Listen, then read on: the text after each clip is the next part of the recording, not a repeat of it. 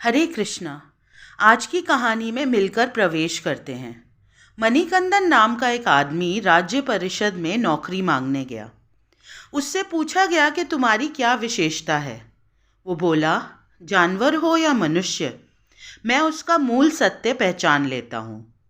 मणिकंदन के आत्मविश्वास को देखते हुए राजा षणमुगा पांड्यन अधिक प्रभावित हुए और उसको शाही अस्तबल में नौकरी दे दी। कुछ दिनों बाद राजा ने सबसे अच्छे घोड़े के बारे में पूछा।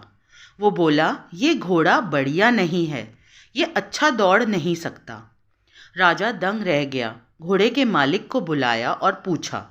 तो वो बोला, जी महाराज, ये घोड़ा अच्छी नस्ल का है, परंतु जब ये पैदा हुआ इसकी माँ का देहांत हो गया, तो इसको बकरी का दूध पिलाकर बड़ा किया गया। राजा प्रसन्न हो गया और शाबाशी दी। राजा ने मणिकंदन को मुर्गियां और बकरियां उपहार में दी। थोड़े दिनों बाद राजा ने रानी के बारे में पूछा, तो मणिकंदन ने कहा, जब बात रीति रिवाजों की है तो रानी जी बिल्कुल ठीक दिखती हैं, परंतु जन्म से रानी नहीं लगती। रानी की माँ को बुलाया गया। जी हाँ महाराज, आपके पिता और मेरे पति ने वादा किया था कि मेरी बेटी होगी तो उसका विवाह उनके बेटे से होगा, परंतु मेरी बेटी 6 महीने के होकर मृत्यु को प्राप्त हुई। हमने इस बेटी को गोद लिया था। राजा ने पूछा, मणिकंदन, तुम्हें कैसे पता चला? उसने कहा, महाराज, रानी का दास दासियों के तरफ बर्ताव ठीक नहीं, ये शाही होने का गुण नहीं। राजा ने उसको इनाम में अनाज, बकरी और भेड़ दी। कुछ दिनों बाद राजा ने मणिकंदन से अपने बारे में पूछा, तो वो बोला, महाराज, अगर आप मुझे वचन देंगे कि मुझे दंड नहीं मिलेगा तो बताऊंगा।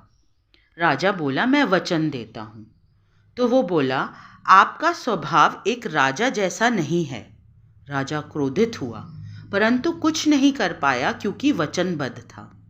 राजा ने अपनी माताजी को बुलवाया और पूछा, तो माँ बोली, ये सत्य है, आप एक चरवाहे के पुत्र हैं।